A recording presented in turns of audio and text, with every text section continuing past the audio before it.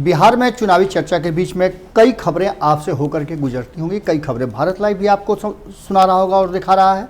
इस बीच में जो खबर आपके सामने रखने जा रहे हैं उस खबर से कहीं ना कहीं आप ये समझ पाएंगे कि जनता दल यूनाइटेड और नीतीश कुमार को एक बार फिर से मुख्यमंत्री बनाने के लिए क्या कुछ तैयारियां की जा रही हैं और ये तैयारियां कौन कौन कर रहा है ये भी हम आपको बताएंगे। इस तैयारियों के बीच में क्या कुछ है और कौन कौन से पकवान इसमें पक रहे हैं, किस तरह के व्यंजन इसमें जोड़े जा रहे हैं, ये सारी बातें हम आपको बताएंगे।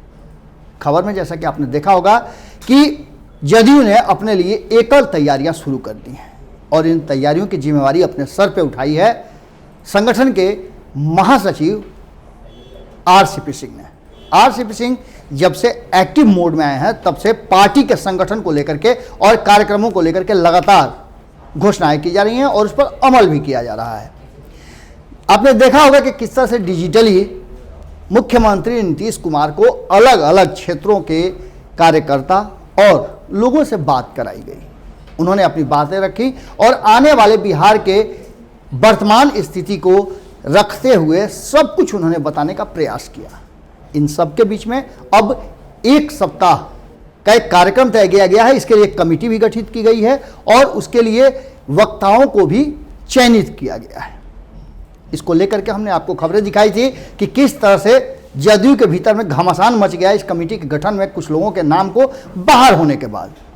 सबसे पहले हम चर्चा उस विषय पर कर लें कि इस कमेटी में के गठन और ये एक सप्ताह का 7 तारीख से लेकर के 15 तारीख तक जो डिजिटली फेसबुक लाइव के माध्यम से अलग अलग प्रकोष्ठों से बात करने का और उन्हें चुनावी मैदान में कैसे तैयारियां करनी है, क्या कुछ करना है, उसकी बात करने के लिए किया गया है। किस तरह से तेजस्वी यादव और विरोधियों को कड़ा टक्कर दिया जा सके और साथ ही अगर जदयू के साथ कोई नहीं भी आता है फिर भी कैसे नीतीश कुमार को मुख्यमंत्री बनाया जाए, इन सब बातों को रखा जाएगा। इसका नारा सबसे पहले दिया गया है कि विकसित बिहार हो, नीतीश कुमार हो। इस बार का नारा पिछले नारे से थोड़ा अलग है। बिहार में बहार है, नीतीश कुमार है को बदल करके विकसित बिहार हो और नीतीश कुमार हो। ये नारा आरसीपी सिंह एंड टीम ने दिया है। इसके बीच आपको हमने बताया भी था, संपादक नमन मिश्रा ने आपको पूरी तरह से बताया था कि किस तरह से पूरी तरह इस कमेटी का गठन किया गया और इस कमेटी से कुछ लोगों को बाहर रखा गया है।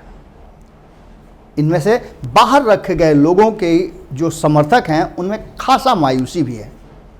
बहुत सारे लोगों ने इस पूरे मुहिम में आने वाले चुनाव को लेकर के बहुत सारे मंसूबे पाल रखे थे। बहुत लोग टिकट के दावेदार भी थे जो अपने नेता के साथ पूरी तरह से लॉयल्टी के साथ, मजबूती के साथ खड़े नजर आ रहे थे। उन सब लोगों को बड़ी भारी झटका लगा है और झटका दिया है कहीं ना कहीं आरसीपी सिंह ने।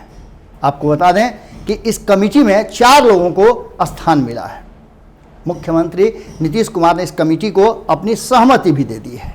आपको बता दें कि आरसीपी सिंह, विजेंद्र प्रसाद यादव, ललन सिंह और वशिष्ठ नारायण सिंह को इस कमेटी में रखा गया है और 2 जो नीतीश कुमार के सबसे करीबी लोगों में से थे उन्हें इस कमेटी से बाहर रखा गया है। जो खबरें कल भी हमने आपको दिखाया था कि अशोक चौधरी और संजय झा दोनों ही मंत्री हैं नीतीश कुमार के सरकार में, दोनों ही इस कमेटी से अलग रखे गए हैं जो कि पंचरत्नों में शामिल भी थे।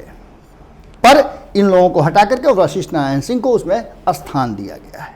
हमने पूरी खबर इस पर आपको दिखाई थी। लेकिन अब इन सब के बाद जहां एक तरफ 7 दिवसीय कार्यक्रम घोषित किया गया है अलग अलग प्रकोष्ठों से बात करने का, उसमें एक दलित और एक सवर्ण नेता ब्राह्मण को अलग रखने के पीछे क्या मकसद हो सकता है, ये तो निश्चित रूप से नीतीश कुमार और वो कमेटी को गठित करने वाले लोग बताएंगे। पर इसको लेकर के कहीं ना कहीं संजय झा के समर्थक और आपको बता दें कि अशोक चौधरी के समर्थक दोनों के बीच में काफी मायूसी है। भीतर खाने में जमकर चर्चा हो रही है। कई लोग थे जो अशोक चौधरी के माध्यम से इस बार चुनाव में उतरने की तैयारियां भी कर चुके थे। आश्वासन भी उन्हें कई जगहों से मिला था कि इस बार टिकट मिलेगा, पर उन लोगों का क्या होगा आप खुद समझ सकते हैं। जब शुरुआती में ही इस तरह का झटका लग रहा है तो आने वाले समय में और चुनाव के समय में क्या होगा। अभी बहुत सारे लोग हैं जो कई झटकों के बाद संभलेंगे, अभी कई झटके आने बाकी हैं। लेकिन जितनी मजबूती के साथ आरसीपी सिंह और उनकी टीम तैयार है उससे ऐसा लग रहा है कि वो एक बार फिर से नीतीश कुमार को मुख्यमंत्री बना करके ही मानेंगे। पूरे कार्यक्रम की आपको हम बताते हैं कैसे कार्यक्रम तय किया गया है।